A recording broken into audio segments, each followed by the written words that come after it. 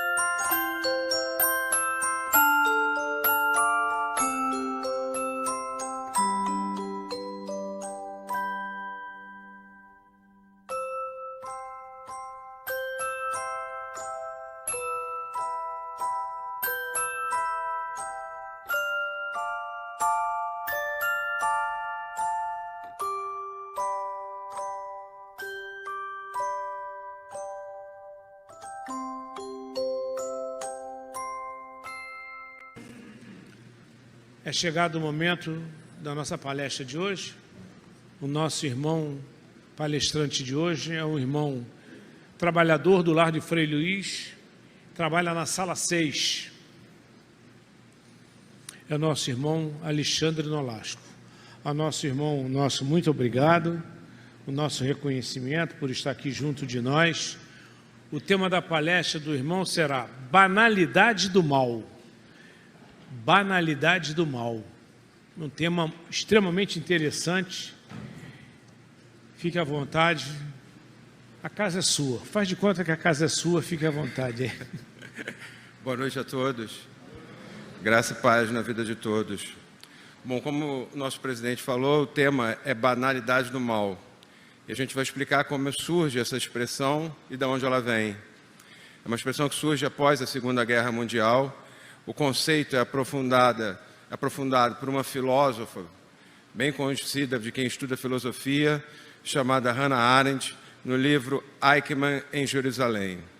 Hannah Arendt nasce na Alemanha em 1906 como judia. Tornou-se uma das maiores pensadoras políticas do século XX.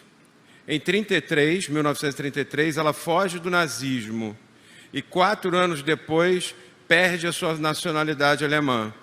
Vira apátrida até 1951, quando se torna cidadã americana.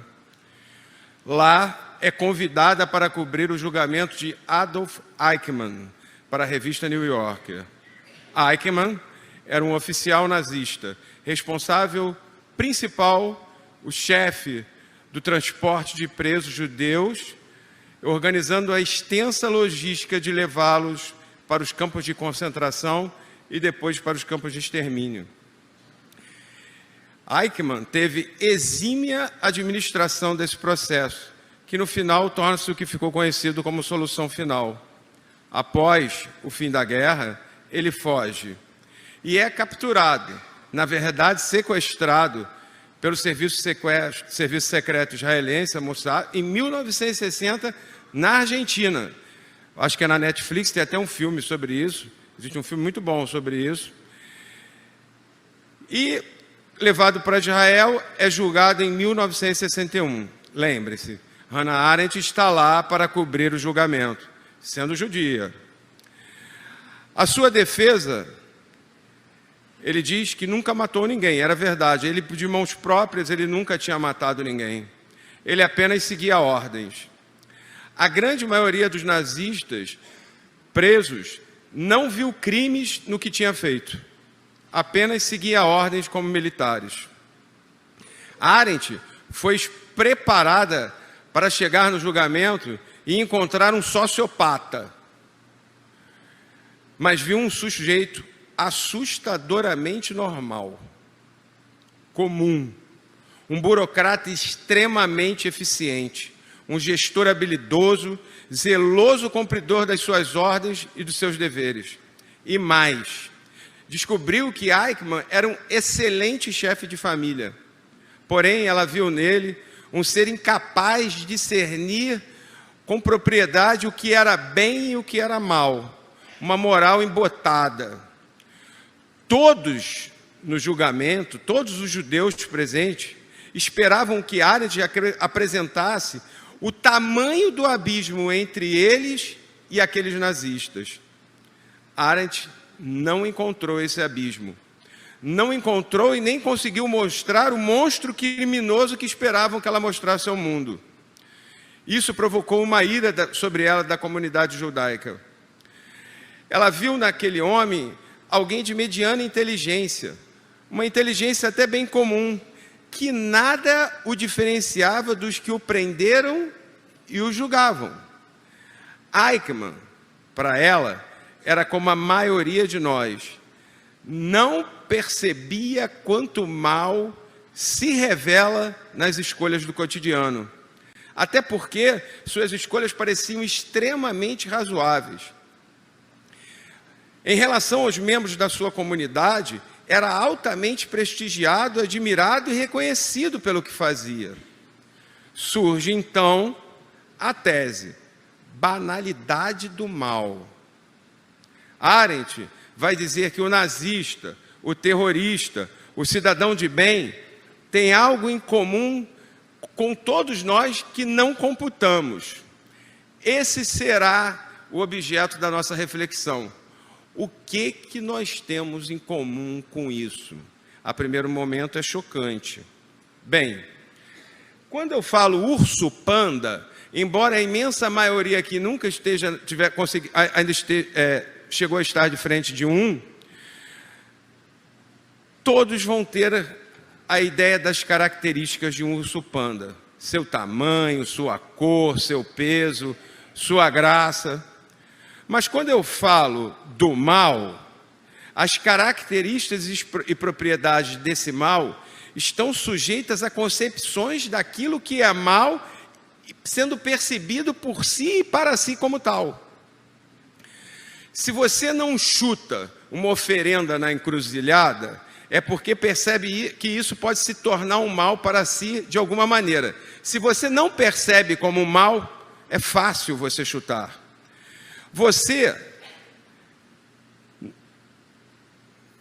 Se você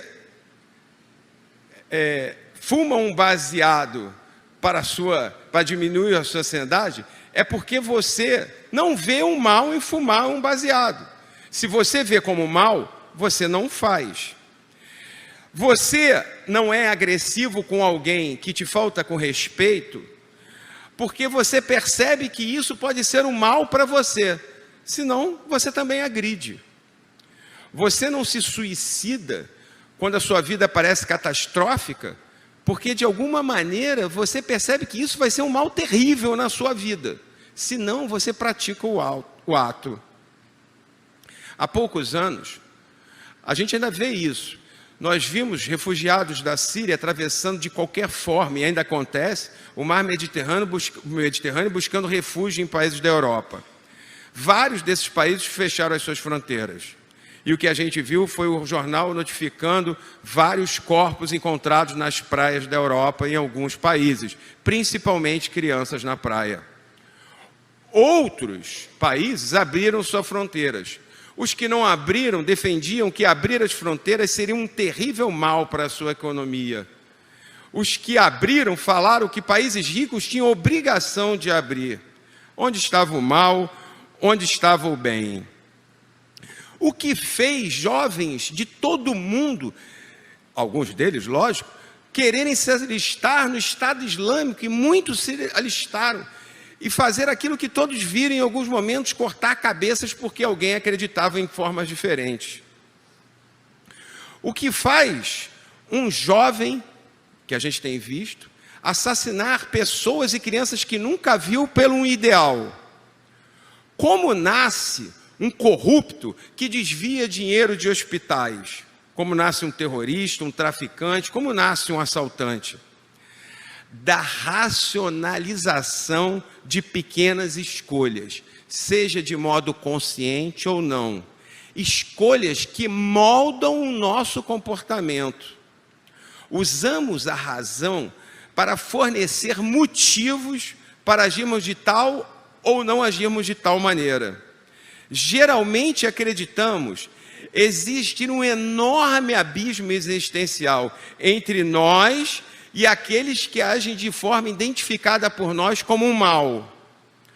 Subconsciente, essa ideia, esse abismo, vai nos separando, nos colocando do lado certo e eles do lado errado. Nós do lado do bem e eles do lado do mal.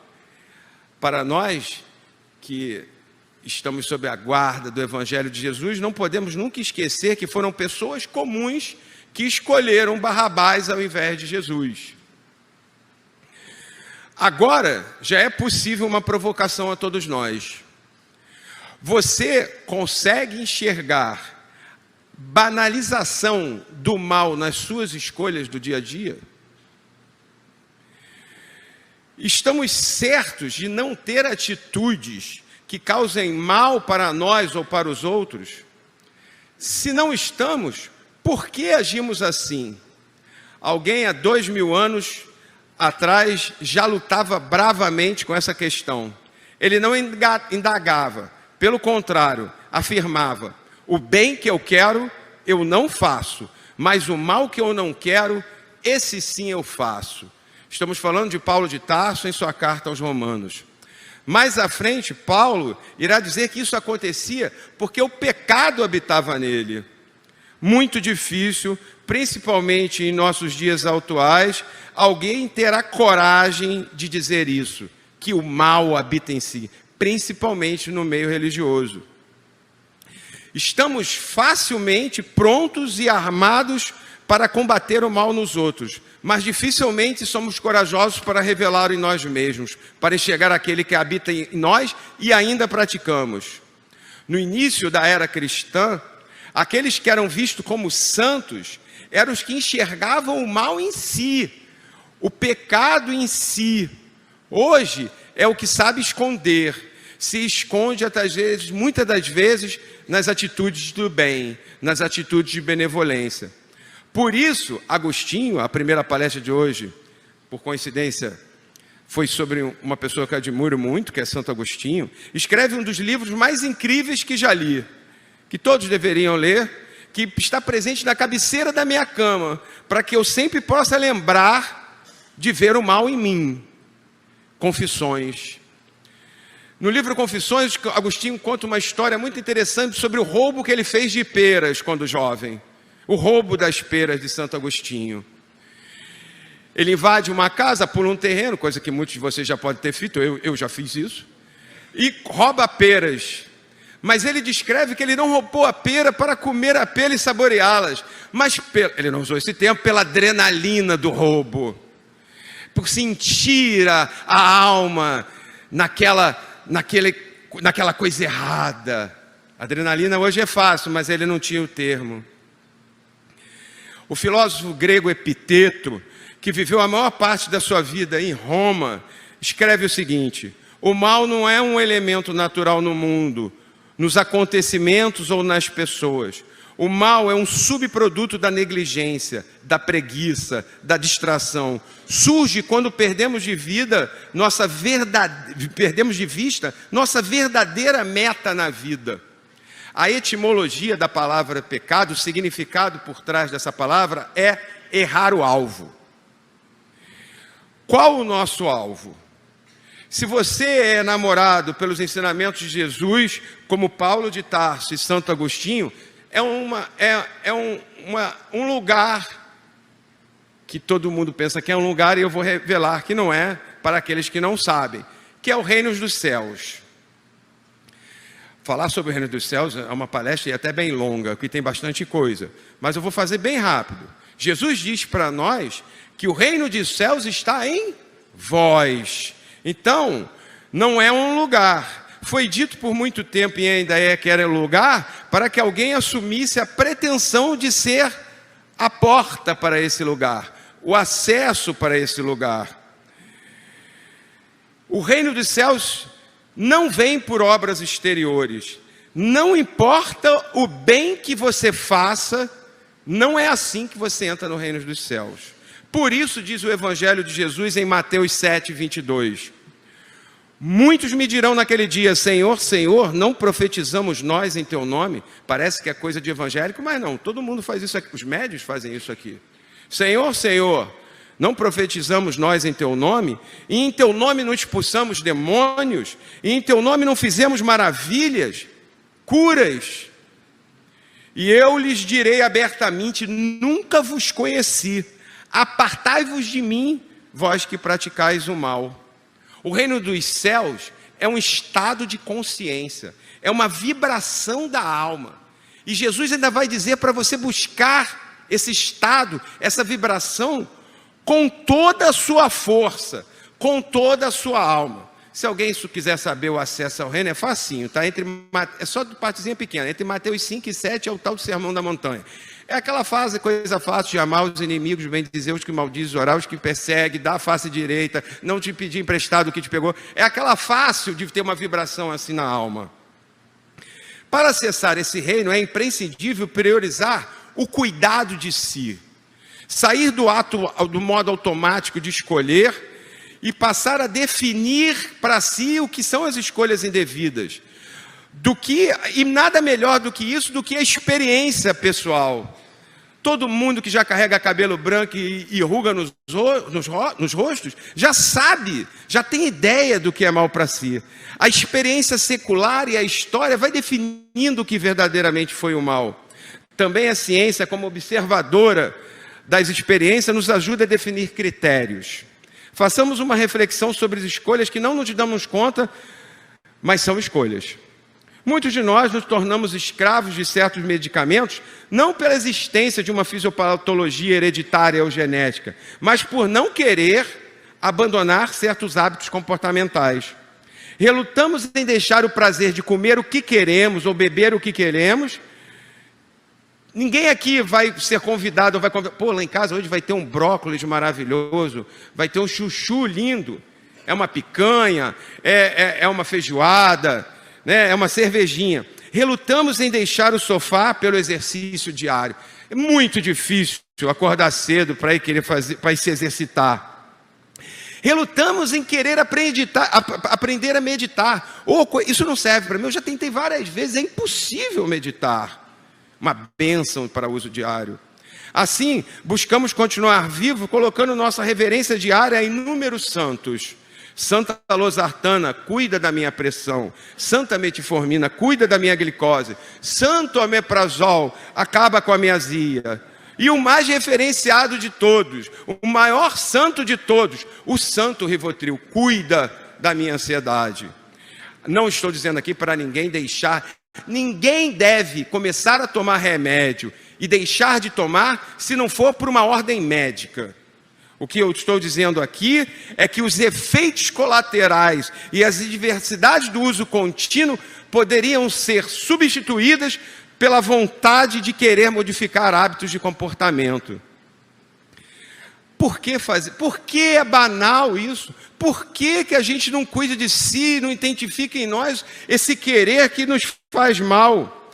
Porque as recompensas de fazer o que quer, a informação neuroquímica que banha os nossos cérebros, naquela hora que está comendo o Big Mac, que está comendo, no meu caso, o caldo de cana e o pastel, são imediatas. Olha só, já deu água na boca, eu só pensei no caldo de cana e no pastel. São imediatas, é na hora. E o malefício do uso contínuo dessa substância vai aparecer daqui a 5 anos, 10 anos, 15 anos. São de efeito tardio. Ilustra essa passagem com o pensamento do escritor Jordan Peterson. Esse é o pensamento dele. É mais fácil deixar para amanhã o que precisa ser feito hoje e afogar os próximos meses e anos nos prazeres baratos do hoje. Como o infame pai do clã, chamado Simpson, diz imediatamente antes de engolir uma jarra de maionese com vodka: isso é um problema para o Homer futuro. Amigo, eu não invejo esse Homer do futuro. Para fracassar, basta cultivar alguns maus hábitos. Você só tem que esperar a vez. Continua a minha reflexão, a nossa, com uma poesia de Vicente de Carvalho. Essa felicidade que supomos, a árvore milagrosa que sonhamos, toda arreada de douros pomos, existe sim. Mas nós não a alcançamos, porque está sempre apenas onde a pomos, e nunca pomos onde estamos. Criamos enormes expectativas de que algo fora da nossa rotina, fora da nossa entediante rotina, irá dar abundância de vida a nós. Sentiremos a tal felicidade se fizermos tal coisa. Aquela viagem, o almoço esperado com os amigos na praia, no final de semana, no futebol, a compra do carro, a compra da casa, até a formatura de um filho. Ledo engano. Nossa vida é o que fazemos todo dia. Nossa vida é a rotina. As pessoas que encontramos todos os dias, em casa, no trabalho, no centro espírita. Uma vida de abundância, uma vida que pode ser dita feliz, é uma vida do cuidado pelo dia a dia. Sorrir para os que estão junto a nós diariamente. Fazer carinho, prestar atenção às suas dificuldades, buscar compreender seus erros, dizer que ama, que perdoa, que está junto. Vislumbrando a felicidade que não está aqui agora, ferimos pouco a pouco os nossos relacionamentos.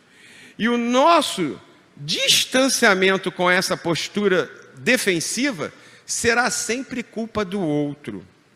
É a banalidade do mal no mundo das relações. Uma visita derruba um copo de suco de uva na hora do almoço, a visita está lá, você, não, está tudo bem, tranquilo. O filho derruba, o tom de voz muda, não, estabanado. Como a gente pode tratar uma visita melhor do que aquele ser que está com a gente todo dia, do que aquela senhora que está há 30 anos, às vezes, do nosso lado, aturando um mau humor? Um dos piores males no fim de nossas vidas é o arrependimento. Eu podia ter tratado melhor, eu podia ter dado mais atenção. Tenha clareza da hierarquia das suas prioridades, deixe claro para você, reflita sobre elas constantemente. Agora, para mim, o pior mal para nós, o mais facilmente praticado, a tentação do juízo moral sobre a ação do outro. Vou trazer André Luiz em espírito, através do desconhecido médium Chico Xavier, no livro Agenda Cristã. É sempre fácil observar o mal e identificá-lo. Entretanto, o que o Cristo espera de nós é a descoberta e o cultivo do bem para que o divino amor seja glorificado. Em sua época, Jesus se aproximou de várias pessoas que eram esmagadas pelo juízo moral da época. Foi comer na casa do tal Zaqueu e deixou o farisaísmo da época louco. Quem era Zaqueu não era só um publicano, ele era o chefe dos publicanos. O publicano era o cara que pegava o dinheiro do judeu, seu irmão, ia na casa, coletava o dinheiro e entregava para o romano que o escravizava e ficava com um pedaço do bolso. E andava com roupas bonitas, o cara está andando com o meu dinheiro. Não era escondido. Zaqueu, e Jesus vai comer na casa desse cara. Sabe quem é Zaqueu? O que vocês achariam se tivesse um cara dizendo que era filho de Deus e fosse todo dia, hoje não está mais, mas visitar Sérgio Cabral e almoçar com ele? Vocês iam achar que esse cara era filho de Deus? Que ele estava do lado certo? Que esse cara é maluco, é criminoso, tem de como estão fazendo algum plano. Era o que ele fez na época. Dar água para a samaritana. Cara, o povo que acreditava em coisas que os judeus repudiavam. É como um pastor evangélico, bem secularizado nesse evangelho, almoçar todo dia com o zelador de santo do candomblé. Jesus foi lá e deu água para ela. Ela mesmo se espantou absurdamente com aquele ato de Jesus. Jesus impede o apedrejamento da mulher de uma vida, coisa que a lei mandava fazer. Cara, ele cura uma cura muito famosa. Ele cura o servo do centurião. O centurião era um soldado que tinha sob suas ordens 100 homens. Cara, os caras que estavam lá escravizando o povo, ele vai lá, cura e não fica satisfeito. Ainda chega para o centurião e fala: jamais vi tamanha fé em Israel. Jesus chora pelo amigo leproso e prodigaliza uma das maiores aberrações. Porque para o judeu da época, o leproso era um cara que Deus tinha colocado uma marca: é impuro, mantenha-se afastado. E Jesus dá vida a esse homem. O mal mais combatido por Jesus não foi a cegueira ou a paralisia, foi a hipocrisia de alguém que diz que ama a Deus e vê o mal em todos os seus filhos. Nada melhor para se ver como expoente do bem do que passar a vida identificando o mal nos outros. E Jesus nos pergunta: cara, como você pode ficar olhando cisco nos outros? Tem uma trave no seu. E adverte que da mesma forma que você ficar olhando o outro, você vai ser olhado. Da mesma forma como julgados, sereis julgados, da mesma forma como medis, serei. E não é um panteão de deuses que vai te julgar, não. É a tua própria consciência. O peso que você viu nele, você vai se ver também aonde você não via. Agora eu pergunto: qual o grande adversário, qual o grande mal que nos impede de alcançar o reino em nós? Nós mesmos. Voltamos a Hannah Arendt, que toma um conceito de outro filósofo, Immanuel Kant, que falece em 1804, exatamente quando Kardec nasce. Certamente, Kardec adorava o alemão, e filosofia, e certamente ele viu obras de Kant. Kant é um dos maiores estudiosos sobre a moral, sobre o comportamento humano de todos os tempos. Tem vários livros sobre o tema, e um conceito chamado mal radical. Radical por ser enraizado, radical de raiz, o mal radical. O mal não seria apenas um desalinho moral, um desalinho de comportamento, mas também algo que nós somos propensos, algo enraizado em nós que nos constitui. Aí alguém vai falar: não, eu não sou constituído de mal nenhum. Mas vejamos o que o Espiritismo diz isso na sua questão 913. Dentre os vícios, olha a pergunta: qual se pode considerar radical? A resposta: temos-lo dito muitas vezes, o egoísmo. Daí deriva todo mal. Tem alguém aqui sem ego? Não. Só os desencarnados que talvez tenham uma luz maior e tenham algum plano que a casa pode receber esses desencarnados em outros planos super celestiais. Mas nós temos um ego formado e encarnado. Estudai todos os vícios e vereis que no fundo de todos há egoísmo. Por mais que lhes deis combate, não chegareis a extirpá-los enquanto não atacardes o mal pela raiz, enquanto não houver destruído a causa. Tendam, pois, todos os esforços para esse efeito, porque é aí que está a verdadeira chaga da sociedade. André Luiz, de novo, no livro Sinal Verde, vai dizer que só existe um mal a temer, aquele que ainda existe em nós. Não, André, você está errado. Tem os obsessores. Os obsessores são o mal e me induzem o mal. Estes sim são o mal. Vamos de novo recorrer à questão 490. Gravem essa questão. Questão 498 do Livro dos Espíritos. Será, por não poder lutar contra os espíritos maléficos, que um espírito protetor deixa que seu protegido se transvie na vida? Não é a resposta. Não é porque não possa, mas porque não quer. Que isso? Ele não quer. O espírito protetor não quer te desviar do obsessor. E não quer porque das provas sai o seu protegido mais instruído e perfeito. Para os benfeitores, os obsessores não são um mal para nós. Eles são professores a indicar aonde existe o mal em nós. Porque eles só se ligam a nós por algo em nós que ressoa a eles. Benfeitores enxergam como professores. Se você enxerga como um mal, você fornece energia para o mal. Se você só enxergar ele como professor, já acabou com a energia do mal sobre a sua vida. A pergunta a se fazer é: qual comportamento eu tenho que mudar para melhorar, para me desviar dessa obsessão? Ao invés disso, geralmente quando estamos imersos em processos obsessivos, retribuímos o mal como o mal. Somos maledicentes.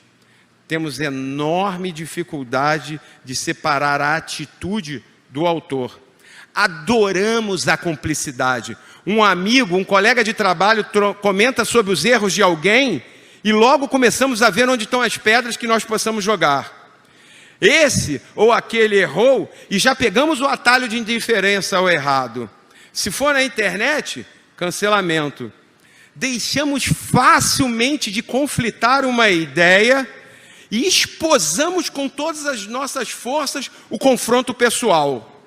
Muitas das vezes, quando numa discussão, não objetivamos a troca de ideias, mas saborear a derrota do outro. Vence uma discussão quem valoriza o dizer do outro, valoriza o conflito de ideias, jamais o confronto pessoal. E é fácil uma coisa descambar para outra, a coisa mais fácil do mundo. Isso se dificulta, essa capacidade de impedir o confronto, quando somos o espelho do bem e estamos cheios de razão. E foram o espelho do bem e os cheios de razão que acenderam as tochas da Inquisição. Pelo menos isso não acontece na casa espírita. Isso nós não fazemos na casa espírita. Mas não é verdade, porque casa espírita é um lugar cheio de quê? De egos. Então, sempre que a gente chega aqui como trabalhador, nós sabemos que somos os primeiros a ser tratados.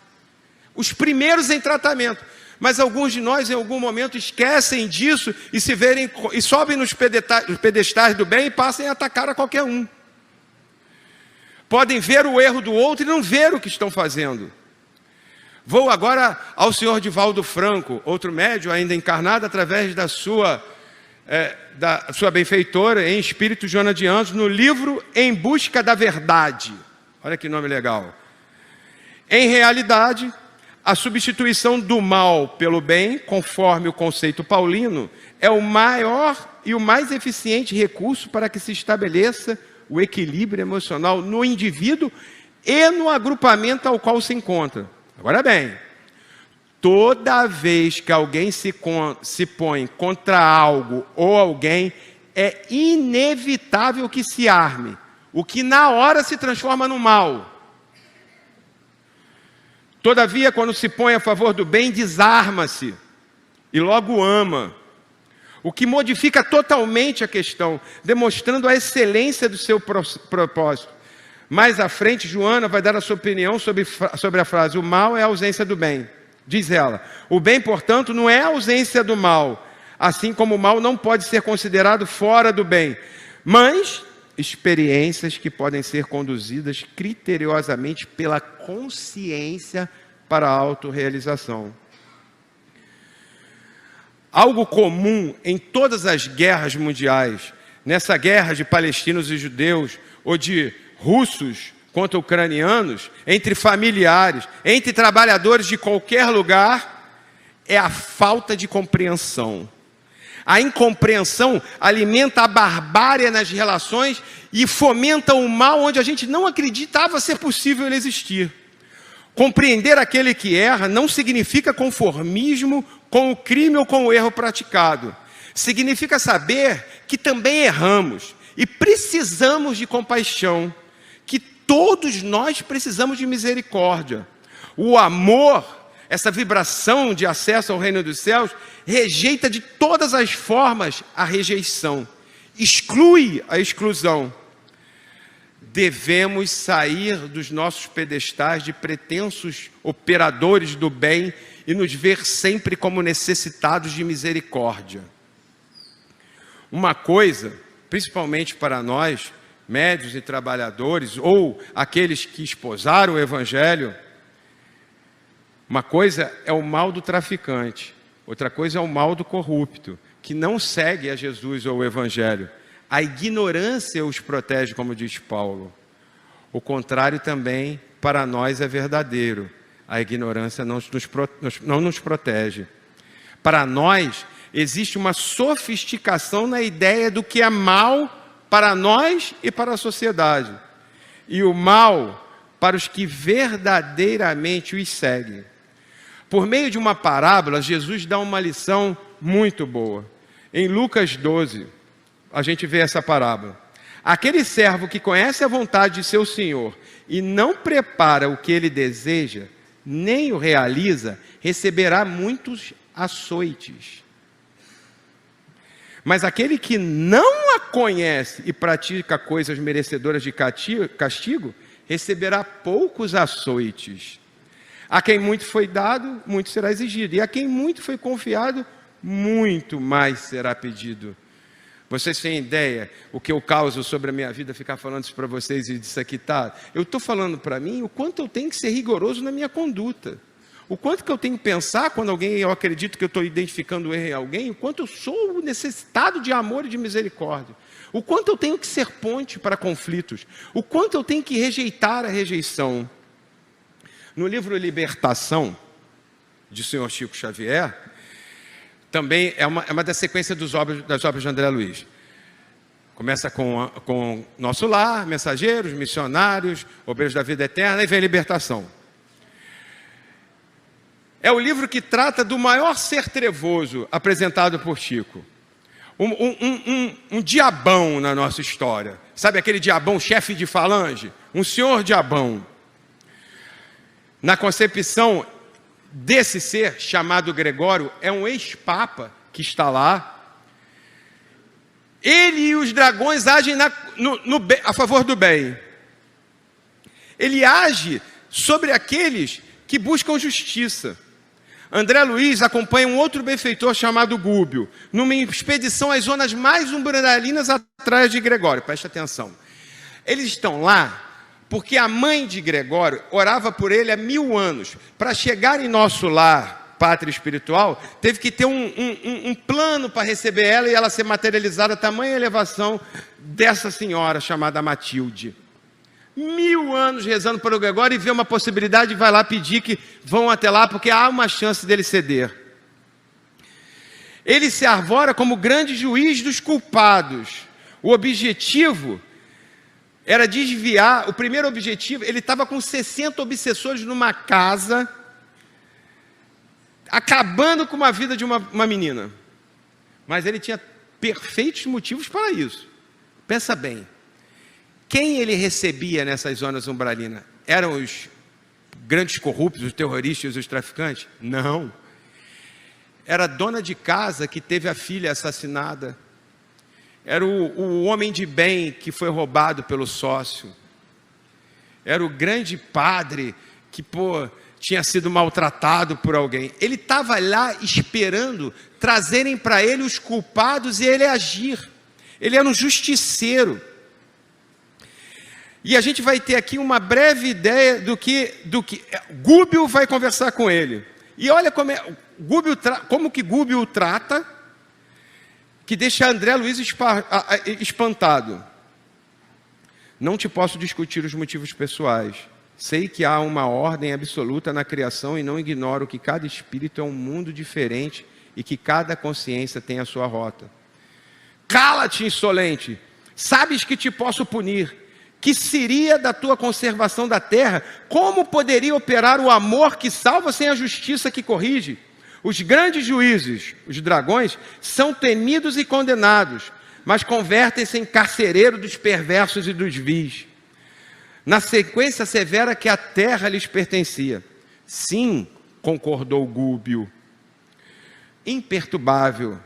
Suponho conhecer a extensão de tuas possibilidades. Eu e meus companheiros podemos receber prisão e tortura, e se esta representa a tua vontade e teu coração, estamos prontos a recebê-las. Não te reprovo nem te acuso, pois nada sou. E ainda que o Senhor me conferisse algum tipo de encargo representativo, não me competiria julgar-te, senão após ter vivido tuas próprias tragédias, experimentado tuas próprias dores. Vocês têm ideia quando a gente vê isso, depois que eu li, sabe? E eu vejo, tem sempre na televisão assim, justiça, justiça, justiça. Eu penso em Gregório levantando a galera, vamos embora, aqui vai ter justiça. Uma ideia sofisticada do que é mal, uma ideia sofisticada do que é bem, é o que o Evangelho nos dá. Por isso, Mateus 5, 20 traz outra frase do Senhor Jesus. Eu, porém, vos digo que se a vossa justiça não exceder a dos escribas e fariseus, de modo nenhum entrareis nos reinos dos céus. Cuidado com o clamor de justiça.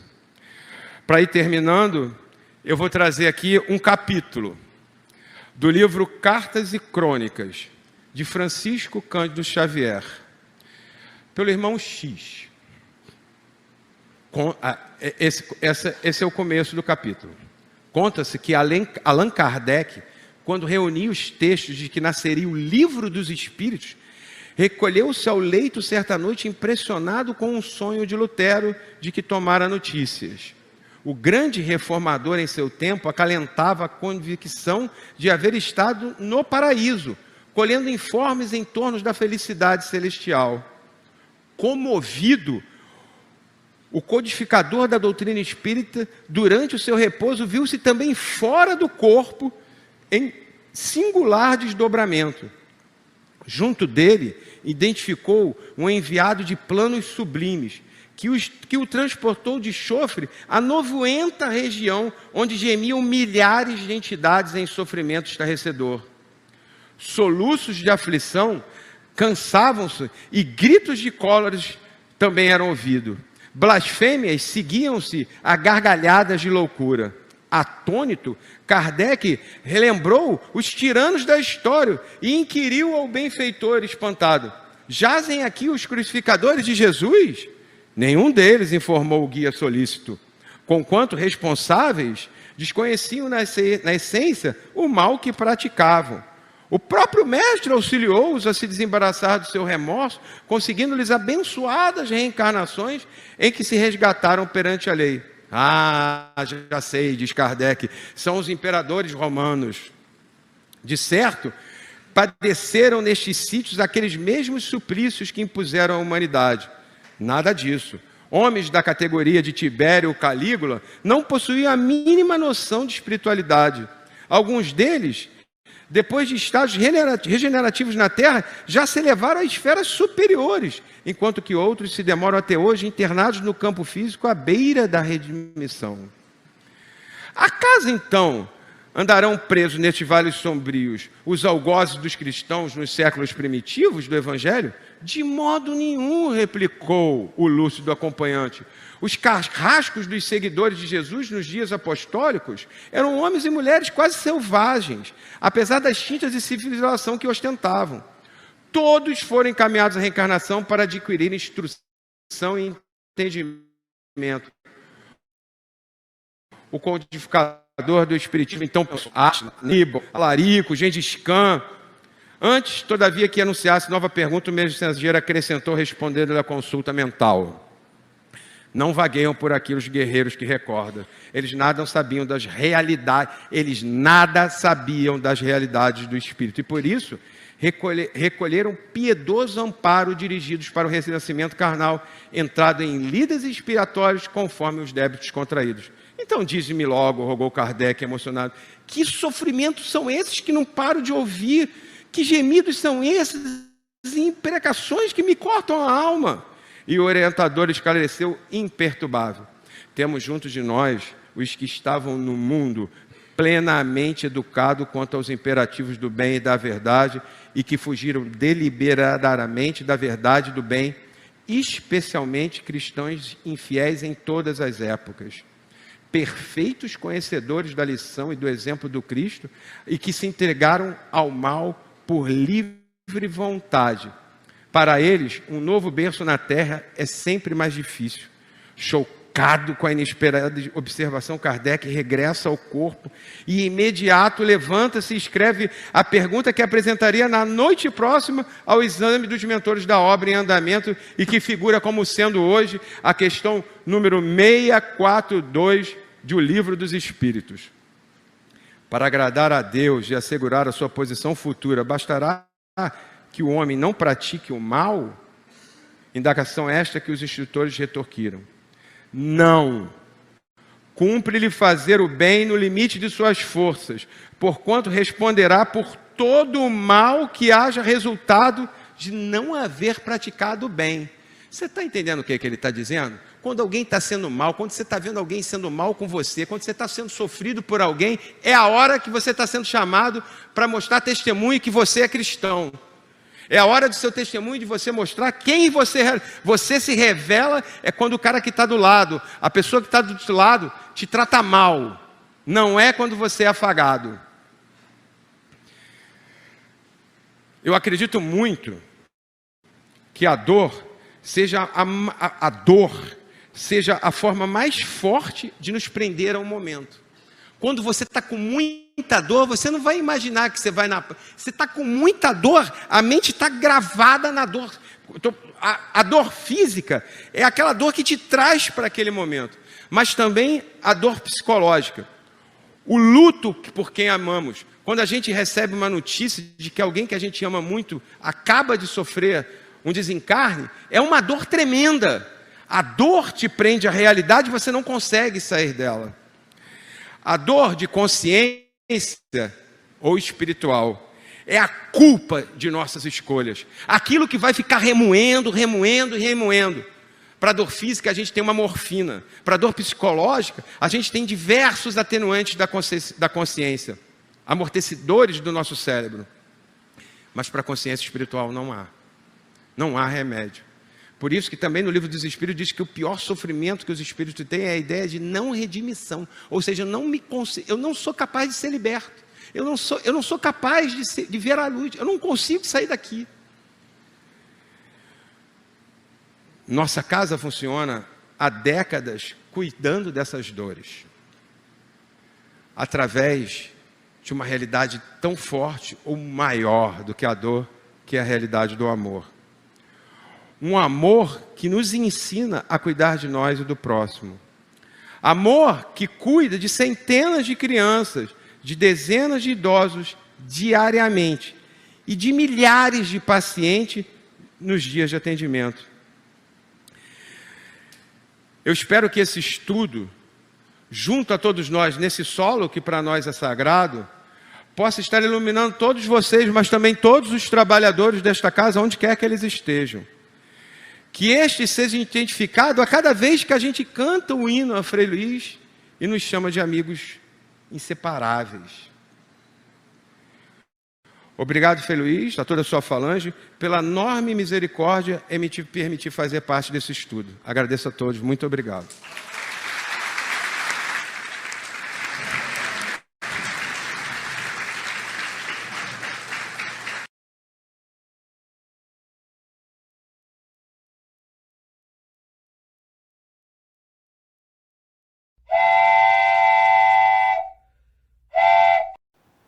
Chegamos ao final da nossa atividade. Muitíssimo obrigado mesmo pela sua companhia e espero você no próximo evento.